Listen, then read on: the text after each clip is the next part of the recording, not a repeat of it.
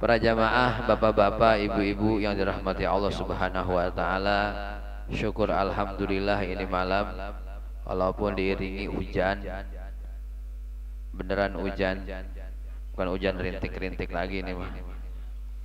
Tapi kita masih ditakdirkan oleh Allah Subhanahu wa taala untuk sampai ke tempat ini dalam rangka thalabul ilmi. Mudah-mudahan niat kita datang dari rumah sampai ke tempat ini, duduknya kita mendengarkan ataupun mengkaji tafsir Yasin ini, Allah Subhanahu wa taala menurunkan rahmat kepada kita semua. Kita mendapatkan mudah-mudahan dari ridho Allah Subhanahu wa taala, dan juga dengan wasilah itu mudah-mudahan semua di antara kita mati dalam keadaan husnul khotimah. Karena walau bagaimanapun keterangan banyak bahwa ketika Nabi Muhammad SAW melihat majlis zikir dan majlis ilmu, ternyata Rasul itu datangnya ke majlis ilmu, ya, ke majlis ilmu. Tapi kenapa? Memang sudah zamannya mungkin ya. Kita nggak bisa pungkiri di kita aja begitu, antara majlis ilmu dengan majlis zikir kita, banyakkan yang hadir adalah majlis zikir. Ya, kalau majlis burdah merame begitu kan. Kalau ngaji mah sepi gitu. Ngapa? Mungkin sudah zamannya. Ya. Tapi insya Allah Allah Subhanahu wa taala terus masih menjaga ya ilmu-ilmu agama itu di majlis-majlis ilmu. Saya paham, sedikit memahami konsep apa yang dipakai oleh Buya Junaid. Itu beliau membuat ada majlis zikir dan majlis ilmu begitu. Majlis zikir untuk orang yang memang kemungkinan butuh pengadem dalam jiwanya. Ketika datang ke majlis zikir, ya, maka orang diharapkan hatinya itu bisa tenang dan tambah cinta kepada ulama, kepada Nabi Muhammad SAW. Karena dengan majlis zikir tersebut orang disentuh hatinya. Tapi kalau majlis ilmu, ya, ini selain disentuh hatinya juga disentuh akalnya. Makanya kalau majelis ilmu itu dikit karena menerangkan tentang ilmu. Nah, ilmu itu rasanya seperti obat. Seperti obat pahit. Kadang-kadang lagi ngaji kita kesinggung dengan perilaku kita. Benar nggak, Bu? Kalau di masjid zikir kan nggak ada yang kesinggung. Pembukaan tawasul dikasih keterangan-keterangan dengan faedah zikir, gak ada yang kesinggung, makanya banyak terus. Tapi kalau majlis ilmu, kadang-kadang gurunya jelasin masalah hukum. Nah, hukum itu ketepatan ada dalam diri kita, kesinggunglah kita, besok lagi harus datang lagi gara-gara kesinggung. Biasanya begitu mungkin ya. Ya, harusnya kita yang udah istiqomah, mudah-mudahan diberikan keistiqomahan oleh Allah Subhanahu wa taala. Seperti halnya di dalam kitab Mau'izah juga kan seperti itu, bahwa ilmu itu adalah obatnya hati. Ya, makanannya hati. Kalau dikatakan obat seperti jamu, berarti kalau jamu itu pahit tapi enak setelah minum jamu, badan jadi sehat begitu ya. Sama sebenarnya kalau kita ngaji udah mulai kesinggung, ya, itu berarti kita ada di dalam diri kita ada salah. Nah, kalau kata Imam Ghazali di dalam kitab Ihya-nya, kalau kita sudah sadar bahwa diri kita salah, tinggal kita itu adalah bagian daripada hidayah, pintu hidayah dari Allah Subhanahu wa taala untuk membenahi diri kita. Untuk membenahi diri kita dari hari semakin hari dengan ilmu begitu. Membenahi diri kita dengan karena di dalam kitab Wasyatul Mustafa, ciri daripada orang taubatnya diterima itu adalah satu orang itu doyan nuntut ilmu. Ya. Cirinya diantaranya adalah orang yang taubatnya diterima itu doyan nuntut ilmu. Bahasanya ya, para keterangan itu ya, kiai-kiai menjelaskan orang taubat, misalkan preman taubat, preman pasar taubat, itu jangan kemudian langsung dia pindah ke masjid. Paling bagus itu kagak bagus. Kalau preman taubat, misalkan ada orang yang biasa di pasar taubat jadi preman, terus tiba-tiba dia pindah ke masjid, itu kurang bagus. Yang paling bagus adalah dia ngaji, terus dia tetap di pasar, merubah tingkah laku dia di pasar. Di masjid mah udah ada penjaga masjid, merbotnya bisa berantem sama merbot masjid nantinya. Iya. Yang paling bagus mah kalau ada preman tobat jangan langsung. Jadi konsep di TV itu salah kalau melihat preman tobat pindah ke masjid itu. Harusnya dia tetap di pasar, membenahi pasar. Yang biasanya banyak begal, biasanya banyak copet, karena ada dia yang nyopet jadi berkurang. Begitu. Ya, terus kejahatan berkurang, itu namanya preman benar-benar tobat. Ya konsep orang bertobat hijrah bahasa sekarang dengan tiba-tiba itu kurang bagus sebenarnya. Yang bagus itu adalah ada tahapan orang tobat itu. Tahapannya sesuai dengan kadar. Makanya dengan ilmu merubahnya itu.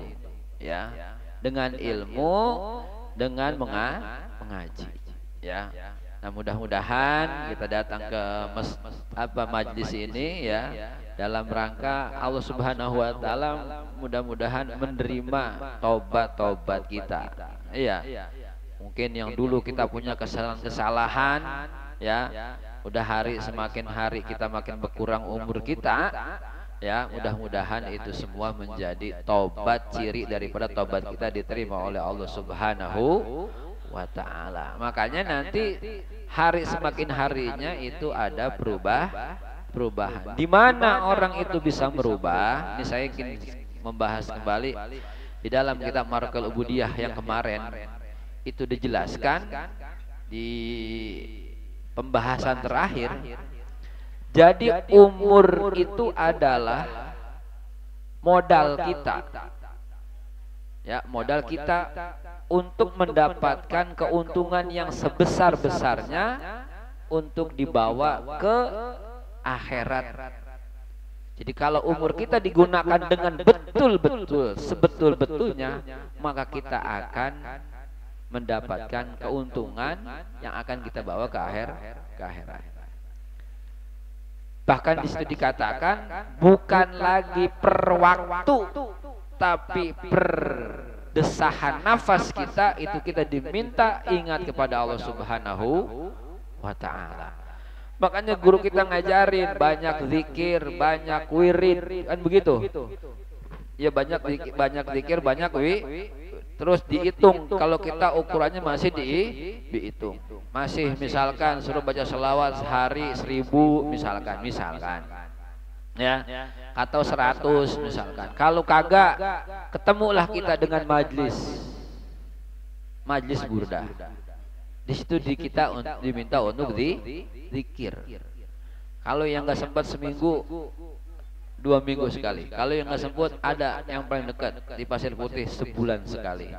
Insya Allah orang sini 2 bulan, sebulan 2 kali bisa-bisa ya. Ada majlis burdah, ada majlis Asmaul Husna. Sebenarnya itu kalau kita mau perhatikan itu metode guru kita untuk bagaimana caranya kita itu selalu ingat begitu. Jangan sampai lost dol sebulan kagak zikir begitu. Sebulan kagak zikir. Ya. Nah, dengan kata zikir itu harapannya adalah sebenarnya bisa dibawa ke rumah. Ya, kita diminta untuk zikir di rumah. Kalau kagak bisa, yaitu tadi ukuran kita mungkin hanya bisa datang di majlis berzikir. Saya sering katakan, kalau kita belajar di rumah ngaji, buka kitab setengah jam aja, ya, atau buka buku burdah setengah jam atau 1 jam, itu nggak kuat biasanya, Pak. Ya, satu godaan anak kita, HP, TV, tamu, pah baik dah banyak. Tapi kalau udah di majlis zikir kan kita udah fokus, ya. kurang lebih 2,5 jam atau sampai 3 jam gitu ya. HP kita taruh, kita ngelihat buku burdah dan kemudian berzikir. Atau di majelis ilmu ini kita pun begitu. Di rumah kita agak sempat buka buku kitab tafsir minimal 2 minggu sekali. Alhamdulillah ya, masih ada orang yang digerakkan hatinya oleh Allah Subhanahu wa taala melalui Ustadz Najib dengan keluarga besarnya buka pengajian tafsir ya. Buka di rumah ibu-ibu buka tafsir Yasin enggak? Orang kan? Ya kagak kan? Ya 2 minggu sekali. Itu juga ngedengerin doang ya. Itu namanya udah alhamdulillah, syukur ya. Kita sempatkan malam kalau ada pengajian, kita sempatkan sesibuk apapun. Karena apa? Karena ingat kalau di rumah itu udah nggak sempet. Bahkan Kiai Anwar Mansur bilang begitu, anak pondok bilang begitu, bener kenyataan. Mumpung di pondok, pesannya beliau, mumpung di pondok katanya begitu. Ngaji waktunya gunakan sebenar-benarnya. Nanti kalau udah di rumah repot. Bener. Ya di rumah repot. Tadi itu repot anak, repot bini yang punya bini, yang punya suami, repot sama suaminya. Ya urusan macam-macam, bener. Ya nggak sempat kita buka kitab. Itu ukuran anak pondok. Nah makanya ya adanya pengajian 2 minggu sekali ini benar-benarlah kita manfaatkan ya, kita manfaatkan waktu kita. Mudah-mudahan ini adalah bagian daripada kita termasuk digolongkan apa yang dikehendaki Allah Subhanahu wa taala menjadi orang yang baik. Karena kata Allah Subhanahu wa taala berfirman, ketika Allah menghendaki seseorang itu menjadi orang baik, maka Allah akan memahamkan atau mempermudah orang tersebut mengarah untuk paham ilmu agama.